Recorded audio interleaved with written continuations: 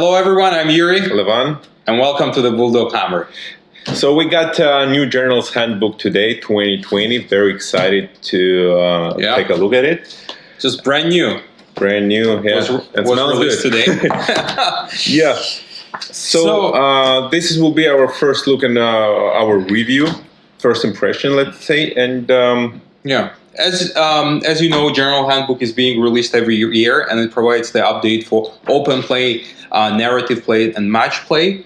In this particular episode, we're going to concentrate on the match play, and at the end of our video, we're going to talk a little bit about the open play and match play, so stick around. Also, very important to note that there were lots of leaks during this couple of weeks. On lots, points like and everything. So 90% of them were just false. So stay tuned, and we will just go by the book and see real changes. Yeah, so we've got the points, we've got the new GHP, so let's dive into that. Let's start with the match play because I think it's the most interesting part. Yeah, everybody cares about pitched battles. You had some time to take a glance and leave some notes, but for me it will be first impressions, so you'll see the both sides and my emotions. First of all, we start with the pitched battles, 2020. First thing I see that endless spells now are limited. Correct. Yes. For depending on the army point you take, for the 1,000 point up to 1,000 point, you can take up to 2 endless spell, 2,000 points up to 3 endless spell, and over a 2.5 thousand point army, you can take up to 4 endless spells. Right? Which what do you think about that? I have a mixed feelings because I don't see the reason about why it's happening. If they were for example, you could take them for free in your army. Yeah. Okay, understandable, right? But you pay points for that, and some of them are really expensive, right? And some of them are really expensive. So basically, when you take let's say some endless spells, then you have to ignore some units in your army and don't take them, right? So why is that? For example, some armies are magical armies and they don't have strong melee combat. They don't have strong shooting, like cities probably. Yeah. Shooting they have, but let's say hard, right? Yeah, yeah. And they spend so much energy in magic, and then you limit their magic, and they don't have melee power. Yes. And I don't know. We'll see how it works, but I wouldn't take. I never took more than 3 endless spells anyway. Exactly. But That's a very still, good point, if you want, I would like to have this opportunity. Just to your point, Seraphons have the bound endless spells. Yeah. Meaning that only they can move them. Right. So maybe this would, limit them particularly. Probably, Yeah, but they're paying an extra for taking those, right? Yeah, 10 points, right? And every point counts. So I'm they curious can pay. to know Why how not? it's going to play out. If they want to take 10 points, 10 endless spells, they can pay 500 points. Why not? Then I see there's special rule here. There's a special rule, yes, and I think many people have talked about that in internet. Yes, and Twitter people. That was a correct leak. That. Yeah, that was one of those. Yeah. So the special rule says that you cannot make more than 1 dice roll, excluding rerolls, to negate a wound or mortal wound that has been allocated to a model. Yes. I think it's important to say then it refers to the specific ability, right? It doesn't refer to, whatever save you have on the war scroll. Yeah. It refers to the ability. So on top of the regular save, if you have, feel no pain, and you can essentially use it only once. But many people have been concerned about that specific rule. I don't think it's going to have a big impact on the game. Me neither. I think it's going to be only one guy who's going to suffer from that. Can you tell me who this guy is? His Majesty Nagash? Yes, the Lord of the Undead. But actually, Vermin Lord had a double feel no pain too. Yes, Vermin Lord has. Nurgle has one. So he's disgustingly resilient plus the spell. It's 5 up after 5 up. It's like endless thing. And interesting, really not too many models and units have this ability. Correct. So it won't impact the game too much, right? Yeah, when you read, that's cool. There's lots of saves, and everyone maybe remembers Ostrak Bone Reapers, but it doesn't. No, so Nagash has his own 4+ Feel No Pain. If he rolls 6, he bounces back the moral. Right. Plus, he has Protection of Nagash, 5 up, Feel No Pain. Yeah. On top of that, he has Deathless Warriors, 6 up. Right? So he has to choose one out of these 3.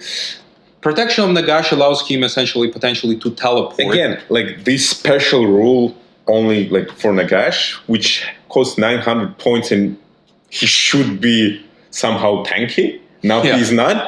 I don't know. And if you take Mortar Guard, they reroll safe. There is nothing about reroll. It's exclusive reroll. They can still do that. Yes, they have Feel No Pain 1. And then they bring back on 4+ from the Harvester, right? So all the abilities that they have, save, come back, and everything, doesn't apply here. So, and speaking about the OCR Bone Reapers, there is a spell that empowers the Netherite Shield, giving 5+ Feel No Pain only for the mortal wounds. So now the player has to choose, obviously, between this spell and 6+ Deathless Warriors, right? So it's not a material difference, but you know. What else? Now we have secondary objective disappeared from this book, and they are switched by auxiliary objectives. What's the difference between secondary and auxiliary? So auxiliary objectives are secondary goal that represent the ulterior motives of the armies fighting a battle. So what we see now that some battle plans will have auxiliary objective included in the game. Like every game will have both primary and ancillary, right? Before, I think it was optional, especially when you would go to the tournament. The pack would state whether it has or doesn't have the secondary objective. In this specific case, you do, and you have to.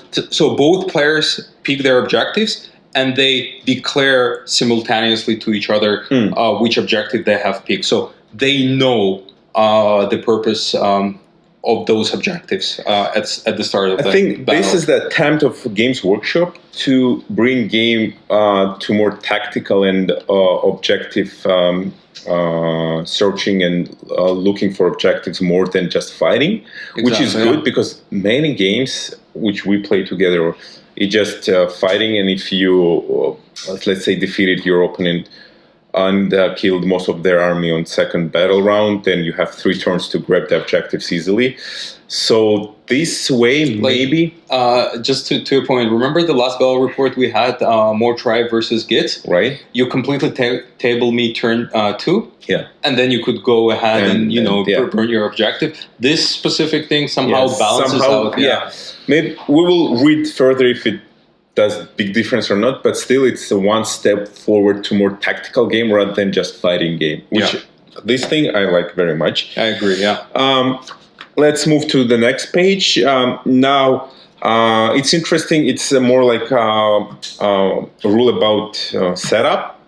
Exactly. Interesting part that they didn't change the size of the table. We're not very familiar with 40K, but I heard that new edition changed the battle table sizes. Yeah.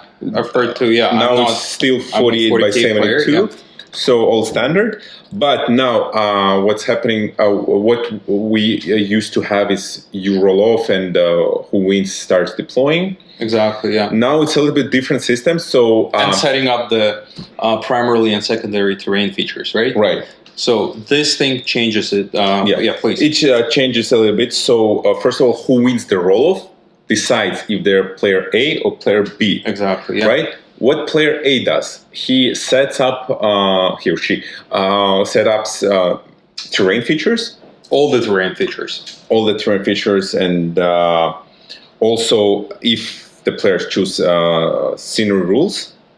Player B then decides which territory he takes. Exactly, And then player A starts setting up. Puts his unit first, essentially. Yes. So mechanic has changed slightly. I don't think it's going to have a huge impact on the game. Yeah. But something new and something small to keep in mind. differences, they accumulate, and then we have more balanced games. So I agree. Yeah. maybe it's a little bit better. I see that there is a change in triumphs. Yes, big change for triumphs. General's Handbook 2019 introduced more triumphs, especially free from Battle Shock. Yes, automatic pass. Automatic pass for Battle Shock, then reroll of running charges, and free command point. Yeah. And using the command ability for free. Yeah? Right. Exactly. Yeah. So all these three are gone now. You have three left, which is reroll your heat rolls, reroll the wound rolls, and reroll save rolls. Right? Yes. Correct. Yeah. So now you have only two, which three. is three. Yeah. Yes. Which is good because I think Triumphs was very powerful. In a sense. Yeah, especially if you had like 2,000 points and your opponent had 99. Yeah, Triumph costs more than 10 points for sure, right? Exactly. And lots of lists, many people try to underscore their armies, like go below 2,000 points, like 1970. 1970 usually got you Triumph 90% of games. Right? Yeah, what I've done, I built my Bisco Riders 90-60 point army specifically to be able to take the Triumph, right? Yeah. And can you imagine the ability to reroll heat rolls or wound rolls when you hit with the Frost Lord on the Stone Horde? Yeah. It's like it's still for ogres. You still have a roll of hit rolls, so nothing changed for you, but. For 10 points, charges. For 10 points, for example, you get 90, and your opponent has 2,000. You can get free CP, for example, the chance for free command point, which costs 50 points, right? It's a little bit tough, right? I was always concerned about triumphs, and usually when I, for example, played Yuri and I knew how many points it has, I was building army trying to get less points. Which is cheating, right? Essentially. Oh. So nothing else changed here, right? I don't see anything huge changes that we should. Yeah, I love those. Yeah. So new Battleplans 2020. Yeah, knife to the heart. Yeah, I mean,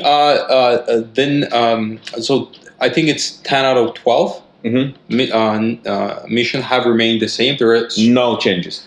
No, there are certain tweaks. Yeah. So you want to go one by one. Like knife to the heart remains the same. There is a slightly different deployment zone.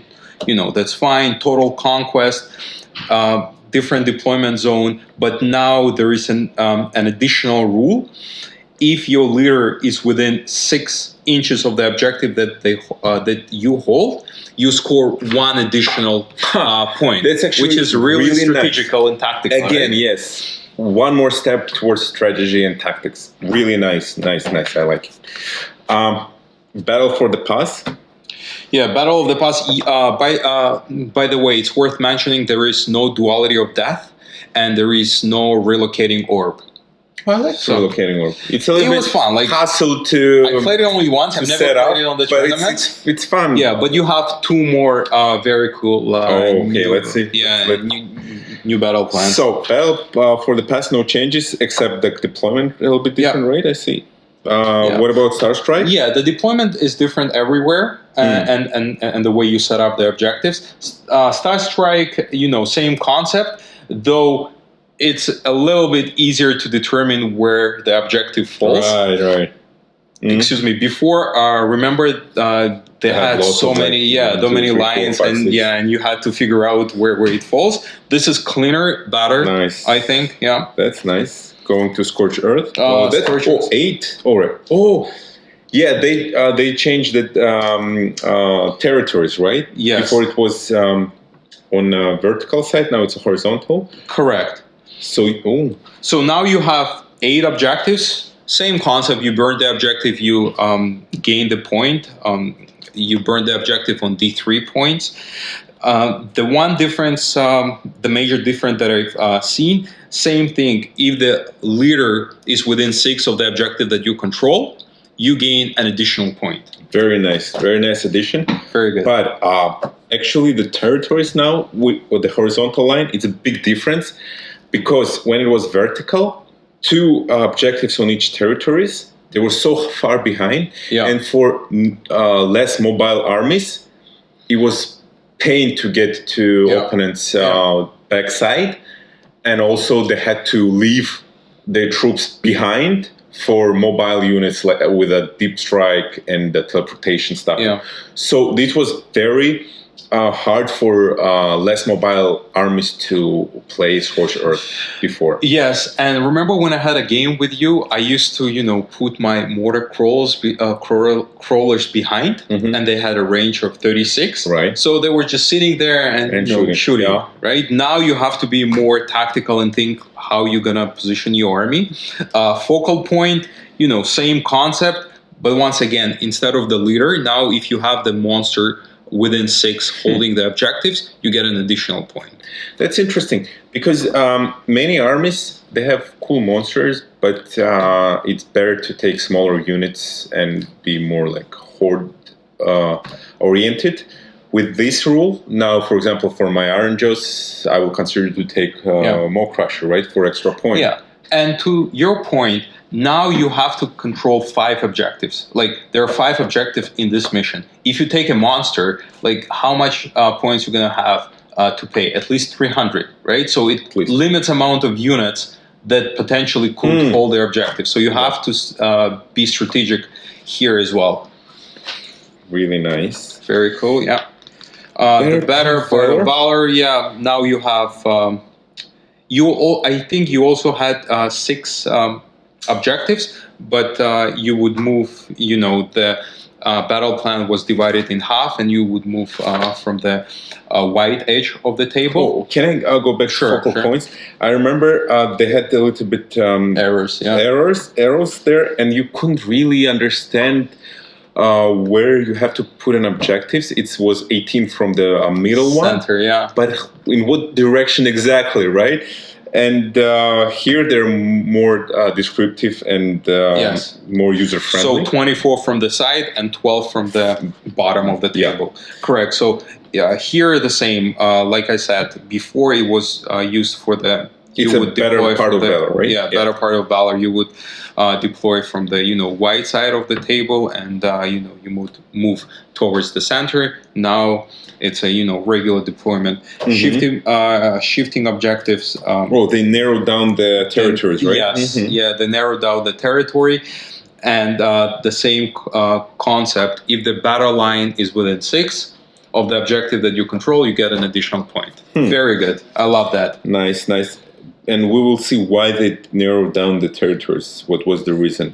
We will find out during the game, right? All right. Place of Arcane Power. Again, different deployment. For example, they're using an opposite quadrant. Player A is on top left, and player B is on bottom right side. Yeah, 3 objectives. Interesting. And, depending on the turn that you play, you score the same amount of the victory points, right? That's very interesting deployment, by the way. Let me show on the map. Because you really need now to think where you're going, either to objective on the top or on the left, right? Because you can't just spread your armies like that. You have very narrow space to drop your army. Yeah. And then we've got a new. This is the new. The Blade's Edge. Okay. Pretty straightforward, pretty easy. 6 objectives. You score 1 point for controlling an objective. But something new, something fresh. Yeah, I look forward to trying this one out. So, first of all, here they have auxiliary objectives, right? Correct. They don't mention them on old battle plans, only on new ones. That's a good point. So let's... Oh, no, they have it here too, right? So I think they implemented that in all the battle plans, right? That was the purpose, I guess. So nothing special here. Nothing just special. Straightforward. Yeah, in this one, Straightforward, 6 objectives, 1 point for each objective. sometimes it's cool to play like that too. Yeah, for a change. Total commitment. What's there? Total commitment, I think, pretty straightforward. Nothing, slightly different deployment. Mm-hmm. But, No changes. Right? yeah, I think we all love total commitment. No reserves was always there. No reserves, yeah. And then the forcing the hand. Okay. This is really really cool. Player chooses on the opponent's territory which objective is the primary objective, and at the end of his turn or her turn, he scores 3 points if he controls that objective, and 1 point for any other objective they control. Right. Okay, So very big difference here that not the dice decides which is the primary objective, right? Yeah. It's the opponent decides which objective is primary or not, and you decide which is on your territory, which is primary objective. Again, a little bit another step towards more strategy. Yes. Rather than playing shifting objectives, you fight 4 rounds and then on round 5 it's unlucky roll and you have primary objectives on the other side of the table, and your game is screwed. Now you can play with it to try to play objectives in your benefit. So yeah, very good. So it's worth mentioning that we will be shooting a battle report today, and we'll try to release it tomorrow on Sunday. Yeah.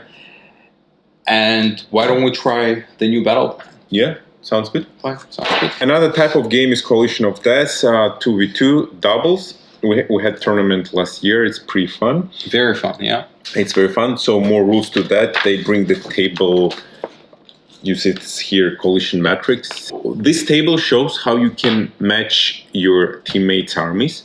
So, for example, Green says that Battle Force Coalition is good. Probably. Desperate Coalition is not very good, and no coalition possible, so you can't play these armies. So we will take more look into that later, because 2v2 is something I would like to try, but not today, right? Probably not for the purposes of first look today, right? So Realm of Battle Rules, huge change. Forget about Malign Sorcery, it's gone now. Super cool artifacts are gone. Goodbye, my lovely ethereal amulet. Yeah, Thermaliter Cloak, Dire Strike on my Dursu is gone. And maybe for good, because 90% of games, not 90, but lots of games have these artifacts and getting boring. So more to your own books. And let's see what are Realm of Battles now. Let's start with Akshi, Realm of Fire. Realm of Fire. A magic fireball, casting value of 5, 18 range. Essentially deals D3 mortal wounds. From 1 to D6, depending how many mortals are in the unit. Not bad. Yeah. Burning Lands, all terrain features are now volcanic. That's cool. That's actually pretty nice that all terrains have the same feature, because it was really hard to remember all terrain features and no one played. But now with one terrain feature for all terrains, that should work fine, right? Including the faction terrain. Yeah, including faction terrain. That's interesting, actually. Mm-hmm. Artifact, pick one of the bearer's melee weapon. Essentially, the hit rolls of 6 split into 2. Okay, not super powerful, but okay. You can use this command ability at the start of your hero phase. If you do so, pick one friendly unit wholly within 12. Plus 1 to run and charge. Yeah, okay. It's okay. It's fine, yeah. Okay, Realm of Metal. Metamorphic Warding. Casting value 7. Pick one friendly unit within 12. Add 1 to save rolls for attacks that target that unit. Not bad. Yeah. Petrifix Elite. 2 plus? 2 plus save rerollable. But is it modified? I want to save rolls for attack to target this unit until... No, actually you can add... really nice. Very nice. Terrain feature... all terrain feature are entangling. Entangling, yeah. Cool. Fine. An artifact, if a weapon used for an attack that target that bearer has a rank characteristic of -1, change rank characteristic for that attack to 0. 0. Okay, I think Iron Jaws had this one. Yeah, they have it. You can use this command ability in the combat phase. If you do so, pick one friendly unit wholly within 12 of friendly hero until your next hero phase. Add 1 to hit rolls for attacks made with melee weapons that unit if it made a charge move in the same turn. So it's really nice a realm for more tribes. Mm-hmm. So give them +1 to hit. Yes. Give them +1 to save. And charge. You don't need ethereal anymore. Gur, the Gur? realm of beast. Yeah. So the magic, the casting value of 5, add 2 to the run and charge roll, which is pretty clean. Deadly for the scenery, Mm-hmm. and for the artifact, you can reroll charge roll for the bearer, which is pretty nice. Once again, give it to the Frost Lord on the Stormhorn. Yeah. But they have their own reroll But you effect. have to, but you have to use the command point for that. Yeah. You can use this command ability in your hero phase. If you do so, pick one friendly monster. Until the end of the battle round, when you look up a value on that model's damage table, that monster is treated as if it's zero. Pretty cool, huh? Mangler. Squeak. Oh, yes. Wow. Giran? Giran, essentially casting value of 5, deals D3 mortal. Shield of Thorns, yeah. Many people use that when they play Realms, I think. Yeah, it's healing spell. Yeah, healing scenery for the Realmscape feature. Artifact, the bearer can heal 1 wound every turn. Every phase, I'm sorry. Oh, in sorry. your hero phase, you can heal 1 wound.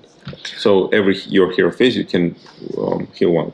1 wound, yes. You can use this command ability at the end of your hero phase. If you do so, one friendly hero can attempt to cast Shield of Thorns.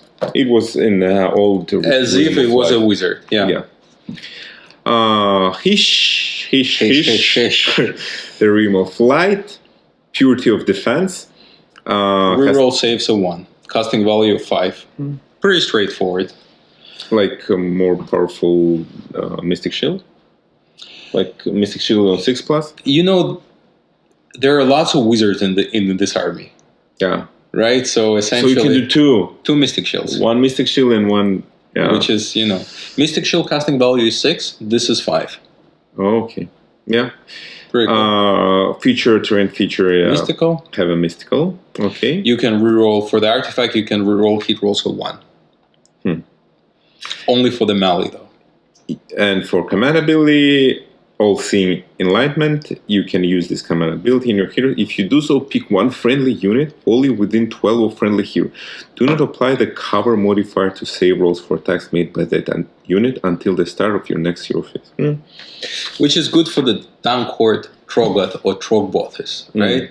They are not considered monsters, they're heroes. The Trogboss is the hero. Right? So they can use cover, but this, Yeah. helps. Death. Oh, and you've got the new giants here. Yeah. So very beautiful. This is one more teaser for Can't wait. Yeah. Big guys. Yeah. Very beautiful models, and we'll go to points for them later in our episode. So, Ripples of Necroquake. Yeah. Casting value 7. Add 1 to the casting roll made for friendly wizards if the casting roll is for an endless spell, which is pretty good. +1, Yeah, but you can't have more than 3 anymore. More than 3, yes. Exactly. But, Purple Sun, casting value of 8. This becomes 7. What else? Many spells. Yeah, lots Even of spells. Like my lovely Geminites, 7 or right? 6. If you have +1 already, it's like 5. It's really nice, yeah. And to unbind, you still have to roll like a regular, whatever the regular casting roll is, +1, right? So you cast on 7. Yeah, that's what I'm saying. Yeah. Very good, yeah. Artifact, you can roll save rolls of 1 for attacks that target the bearer. Okay. Nullification is this Realmscape feature. Oh, yeah, right. I missed that one. And you can use this command ability in your hero phase. If you do so, pick one friendly unit wholly within 12 hero until the end of the battle round. Roll a dice. Each time you locate a wound. 6 is on 6 the wound or mortal wound is negated. So 6, no pain. Yeah. No pain. Yeah. This is pretty cool. Judgment of Shadows. Has The a Realm of Shadows. value of 7. If successful cast, pick one enemy unit within 12 of the caster that is visible to them and roll it 7 dice. Ooh. 7 dice. So you roll 7 dice. For each roll that is less than the unit's unmodified save Unmodified, yeah. that unit suffers 1 mortal wound. So you can, if save characteristics is like 0, nothing. If they have no save, then 2+ is a mortal wound.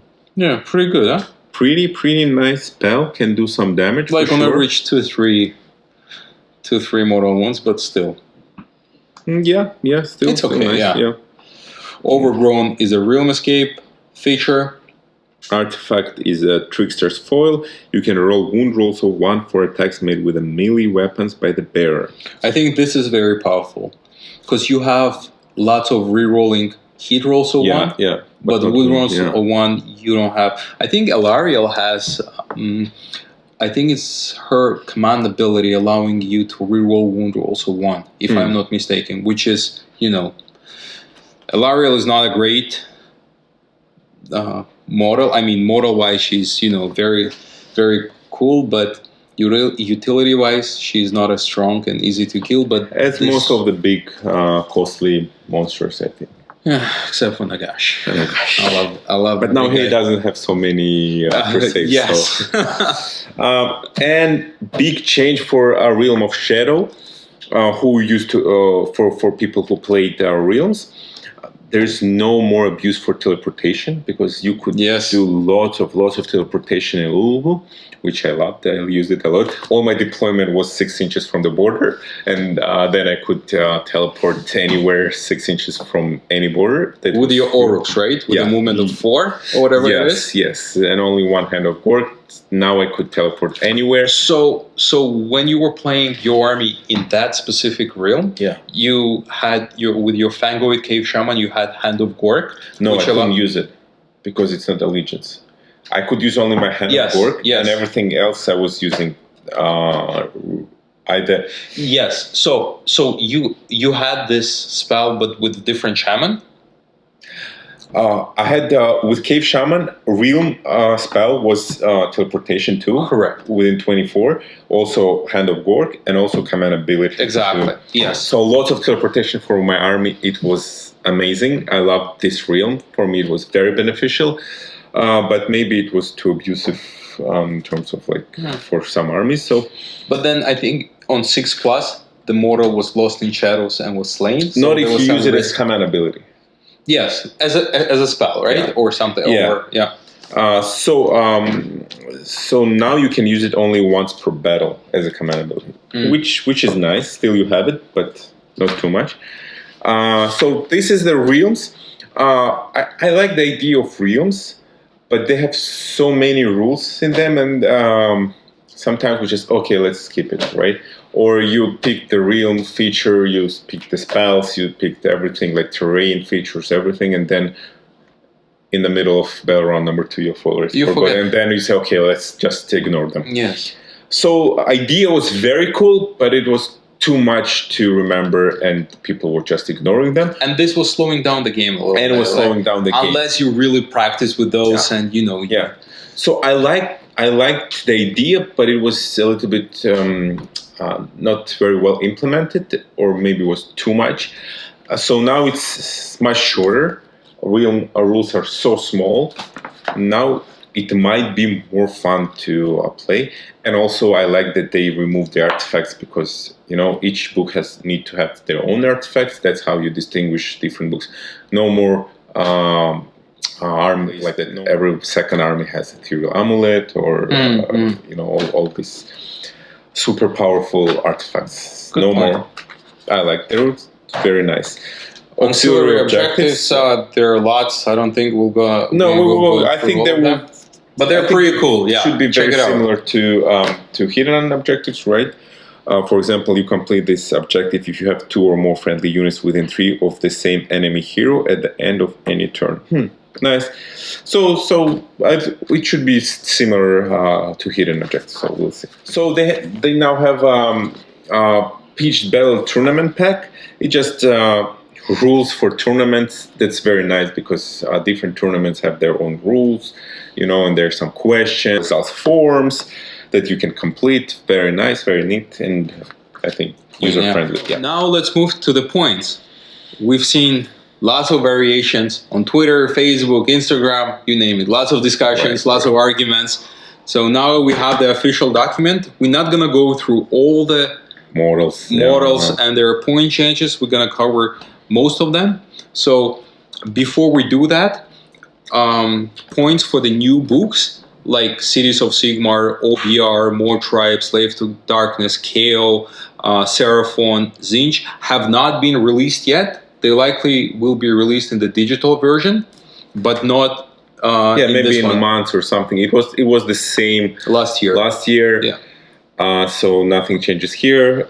We will see what's happening there. I think most of the people were waiting for the some updates, but they'll have to wait a little bit more. Yeah. So let's go. Let's start with Sylvaneth. So Dryka or Drycher has decreased in points from 320 to 300, which is okay. I don't like. You are more a Sylvaneth player. Tell me if she's playable now, or I think Dryka has her place in the game. She's a utility knife. She has a good shooting attack. She's decent in combat. She blends well with the Revenants. But in general, I think she's overcosted, right? Still. I think so. For 300 points. I think so. I mean, it depends. She's good. Because it hurts sometimes, when she... It did. So she had, shooting attack, she had 20 attacks. Yeah, right. 6 is the mortal wound, and the attack sequence end. On average, you would score 3-4, which was okay. If you compare her to the Kurnoth Hunters are better and cheaper. Speaking of Kurnoth Hunters, they have gone down in points finally from 200 to 190. You were always talking about Kurnoth Hunter, they have to go down in price because you have a Kurnoth Hunters list. I've got a Kurnoth Hunter list, exactly. So now having 10 additional points, is it very beneficial? It's not enough? Yeah, I'm running the list. I've got a 2 list. I'm going with 21 Kurnoth Hunters and 24. The reduction in points would give me 1 additional command point, which is okay. Still not bad.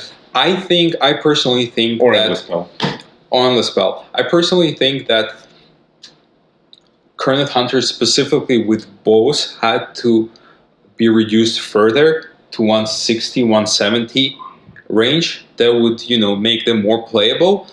190 is still pretty expensive, though, the guys with the great swords are amazing. The guys with size, with -2 rend are also great. I always... When I played you, the guys with size were more dealt more damage and were more powerful for me. Yeah. But you like sword guys, right? I like sword guys. So yes, I think they're more mobile, and especially with one of the Glade, which is a Dreadwood, you can teleport them using the command point, so more playable. Anyways, so let's move further here. Nurgle. So you think Sylvan still won't get to competitive A-list, right, with these changes for sure? No. Still out? No, I think it's out. I think it's, point reduction is not going to fix the army. I think you need to rewrite the war scroll for Alariel. All right. Durthu is great. So you'll have to wait a couple of years because they just released it last year. Yeah, so we'll see. Let's move to Nurgle. I see lots of point reduction. So Nurgle had an early Christmas. Lots of changes. The Lord of Affliction went down by 10 points. Glotking went down by 40 points to 380. Great Unclean Ones by 320. Radagast by 320 as well. Blight Kings are 20 points now. Blight Kings, 140.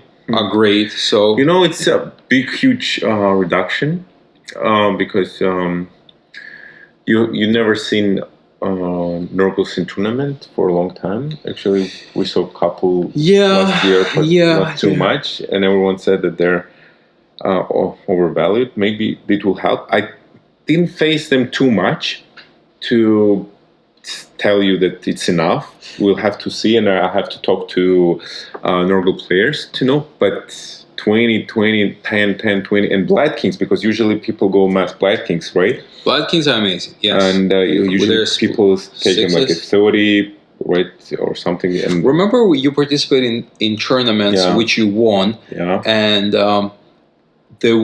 you played 3 games, yes. 2 out of which you played against. Yeah, so Nurgle, there were a bunch of friends which all decided to play Nurgles, and they brought Nurgle armies in the game. So we had 4 Nurgle armies in the tournament that day. But yeah, honestly, at that point, there was the guys were very good. They knew their armies, but just met us. It was easy games. Oh, yeah. So I'm Fair very enough. interested if it helps. I hope it helps because amazingly cool looking armies Yes, with a cool they stuff. stand out definitely from They the rest. stand out, and that's what I like in them. They have their own feature. They are resilient. They're very resilient. That's yeah. what my point is about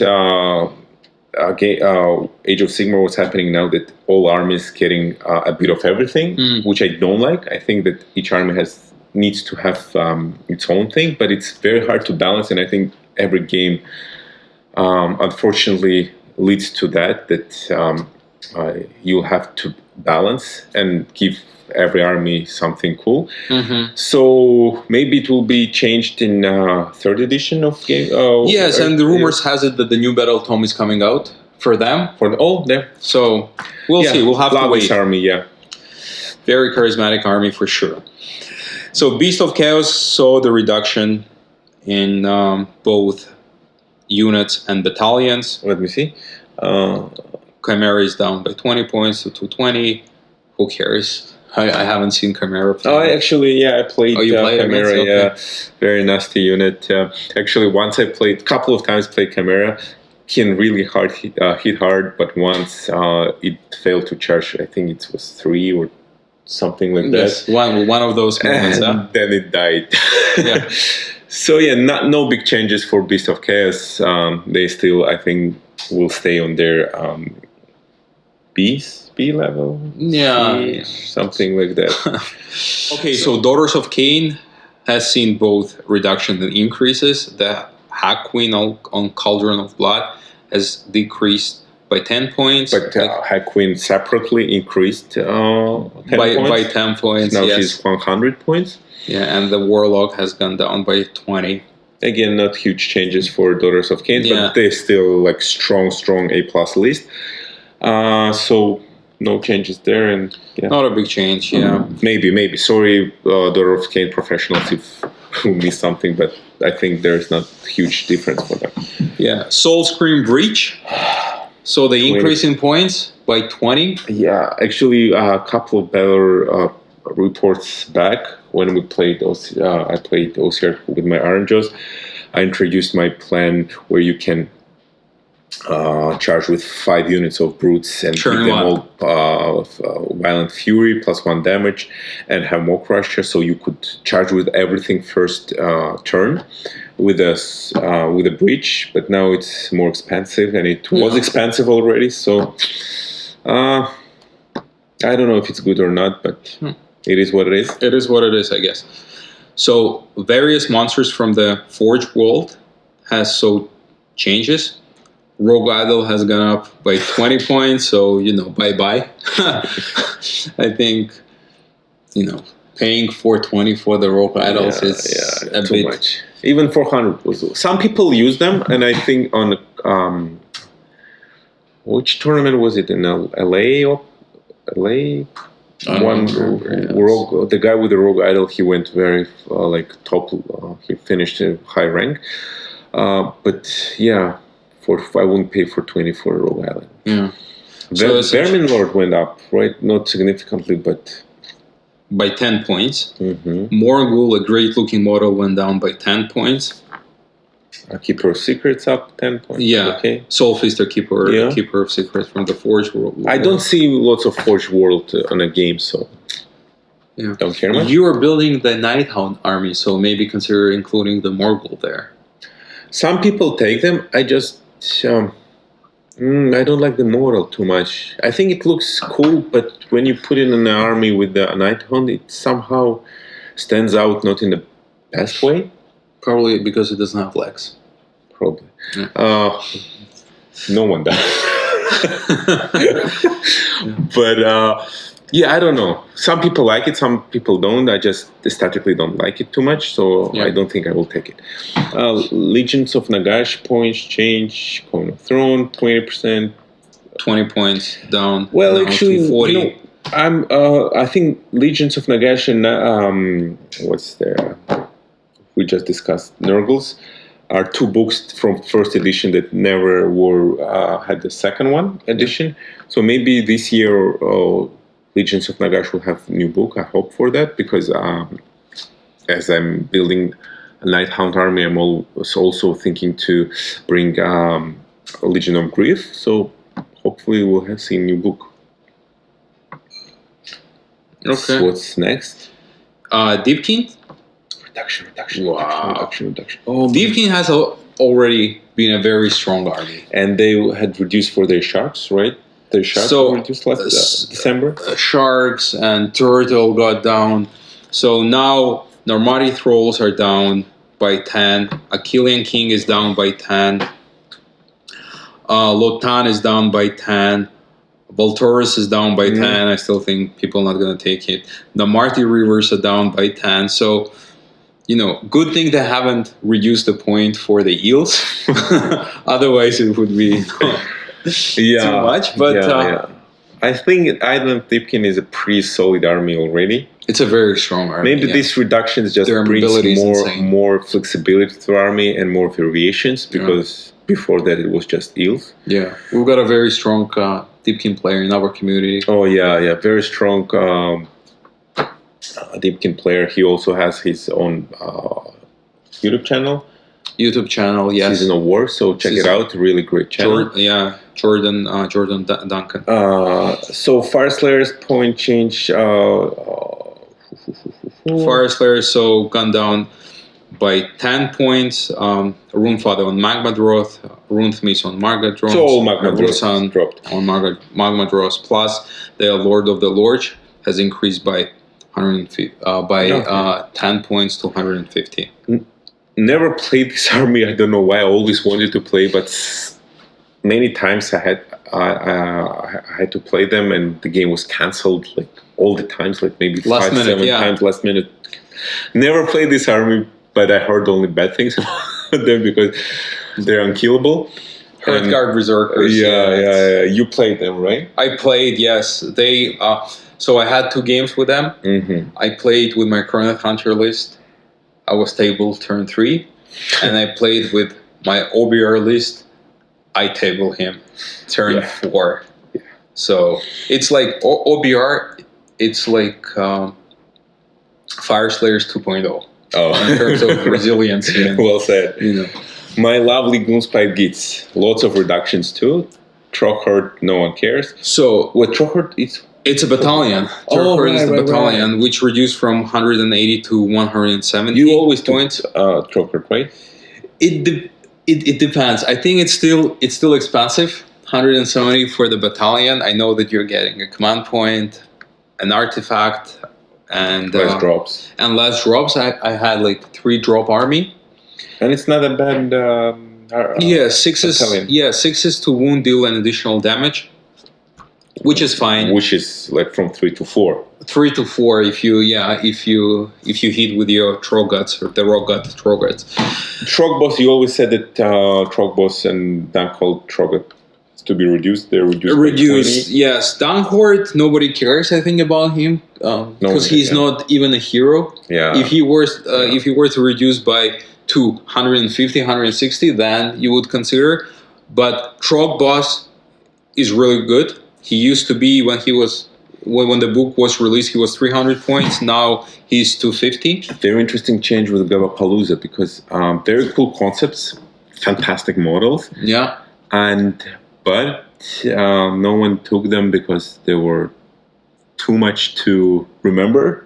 Yes. Not too much to give, and pretty expensive. Now for 180, would you consider taking a Battleplans in your army, Rules-Played Geeks army? That's a question, and I'll tell you why. There are 5 models in Gobapalooza. Dropped separately. And each has to be dropped separately unless you take the battalion. So you have to pay for the battalion and you have to pay 180 points, right? I'd rather take 2 Fangoid Shamans, for 180 points. I agree. So, yeah, but I agree. Aesthetically, very good. Behemoth. Sons of Behemoth. The models are not released yet, but we've got the points for them. We have points already. Yes. Probably when they were working on the book, they thought that they will release them already. But exactly, yeah. Due to COVID and all the... And Nurgle. Due to Nurgle, everything stopped. So what do we have here? Man Crusher Gargants. 1 costs 180 and 3 costs 480. So these are the regular small Aligazar Gargants. Algazar Gargants. However, they changed the name and they changed the points because the regular Algazar Gargant costed 160. This is 180. I'm curious to see if the war scroll gonna change for them as well. So if you were to sum up the points for 3 big giants and 3 little giants, it but you still have Algazar Gargant in the Gloomspite Geats, exactly. So the war scroll still exists, right? So, but for the Algazar, not for the Man Crusher. No, I mean they didn't erase old one. They will just bring new war scroll for Man Crusher. So there are a couple interesting things about that one. So if you were to summarize the point of 3 big and 3 small ones, which is your battle line, and you have to have 3, you would arrive to exactly 2,000 points. However, if you take like a prescription, however, if you take 3 small into 1 unit, first of all, you get it at a discount, and significant one. It's a significant one. Like what is it? 80 points. 80 points, which is an additional command point, right? And 1 unit counts as 3 for the purposes of battle line. So this is interesting. Another interesting thing here is that when you're looking at the allies table, Sons of Behemoth cannot take any allies. So you have to have at least 3. You have to have 3 giants and at least 3 small giants in your army. And the small giant, right? So if you haven't ordered the small giants and you've been contemplated, I think now, question is answered. You have to order. But you cannot order. But we can. We tried today. Yes. Right? They're out of stock. Still need to shop around. Yeah, but there are always ways. And interesting also, so they go as 3 models in a unit, goes as 3 battle lines. So basically you will have 6 models in your army, or 4 units. Or 4 units if you combine them in one, right? They should hit really hard. And I'm curious to know, do you think might makes it right in more tribes? When 1 ogre unit counts as 2 and 1 monster counts as 10, do you think they will have the similar concept? They will have the objective, or for sure. I think they will have the similar concept because there is even more might, I guess. And there will be some really interesting stuff. I'm pretty sure. I think Games Workshop know what they're doing. They have cool ideas. So we'll just need to be patient and wait. Yes. But for sure we're getting Gargants because we're huge destruction fans. Exactly. So Skaven points have changed. Not a lot though. Doomwheel has gone down by 10. Abomination has gone down by 20. I haven't seen lots of Abomination models in tournaments. But I think when you... Sorry? No, there are some. I don't know. I personally have seen once or twice, maybe. Yeah, they hit But it's hard. a very, very good and strong model to have. Right? The War Scroll is strong. Point-wise, I think it's pointed very adequately. It was 240 and you could kill it pretty easily, I think. I don't know. But it can hit her really hard. Red Ogres? It can, for I sure. have never seen Red Ogres in the tournament. So now they're 90 points. So the Vortex Lighting is now 80 points, which is... I think it's very good. It's very strong. It's pretty strong. But it's still 80. Still expensive. It's still expensive, yes. It used to be 100, now it's 80. Huge point decrease for Stormcast. Yes, early Christmas for Stormcast, like decrease in everything. People are talking about one drop list. I don't know if this is the thing. I don't know Stormcast Eternal Army that well, but based on my conversation with some of the players, they were telling me that the problem with the Stormcast lies in their war scroll, not how they're pointed. So obviously, this is gonna put them back on map. But competitive wise, I don't think that they'll be very competitive. I guess we'll have to wait and see. Well, you say war scrolls, but there's so much flexibility because they have so many units and heroes and buff competencies. You can easily make heavy hitting army. You can make shooting army. These crossbow guys, right?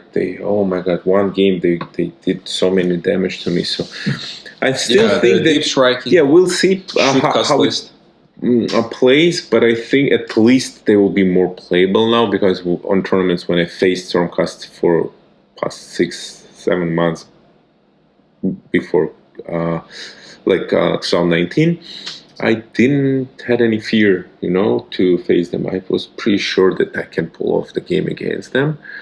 So yeah, we'll see. Because I want to see them because it's Age of Sigmar, it's their Sigmar army, and they should be more shiny guys. At least there should be several armies in a tournament for sure.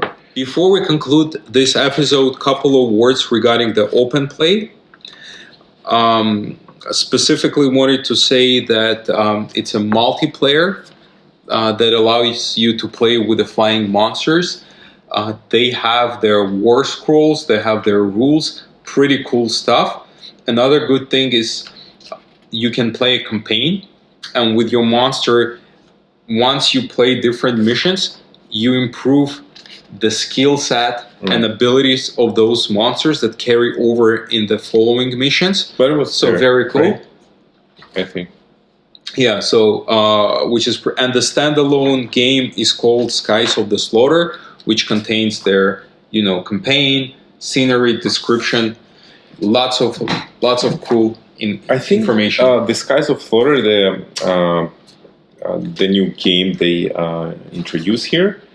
It's about sky fights. I think it was introduced in one of the White Dwarfs. But maybe this was in more detail. We should try it out. I think it might be very interesting and fun to play. For sure. Also, there is some hero generator now. Yeah, so this is a part of the narrative play. And narrative play essentially is a team battle rules. It has some campaign, and it also allows you to create your hero from the bottom up, right? Actually, leave a comment if you want us to create some campaign and play a narrative game. We can create. We could do that for sure. If you think it's will add value to the channel. Yeah, sure. We'll be open to that. We will be more than happy to try it. And that concludes the book, I think. Yes. So to sum up now, what do you think about the book, and does it bring the changes you were expecting, or something you didn't like? Yeah, I still have a mixed feeling about Malign Sorcery artifacts. I don't know. Maybe just removing them completely so quickly was a little bit hard to digest. They could, trim them a little bit down, but removing everything was a big shock. Other than that, I think it's pretty clean. Yeah. Pretty straightforward. It simplifies the game somehow. Spot on. The thing you said that it's cleaner now. That's for sure. Again, I'm a big user of Malign Sorcery artifacts, but I'm happy that it's out. Also, the rules, I don't like that there's limit for endless spells. Yes. Because- Limitations are always bad. Yes, and I don't see logic in it anymore because I don't see that there were some competitive games that abused endless spells too much. Yes. Maybe Seraphon, but we didn't see them too much because of the old situation. Auxiliaries, now objectives are pretty cool. Brings more tactical tactics in the game. I agree. Right. So what they did, they cleaned up all like Garbage. not garbage, but something that didn't work well yet.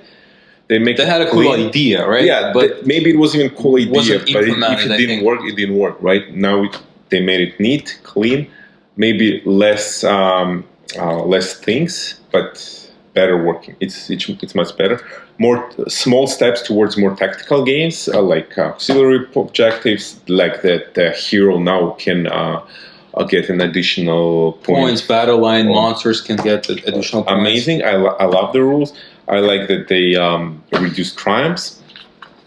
And the new battle plans are pretty cool, and new territories. Deployment zones are really nice.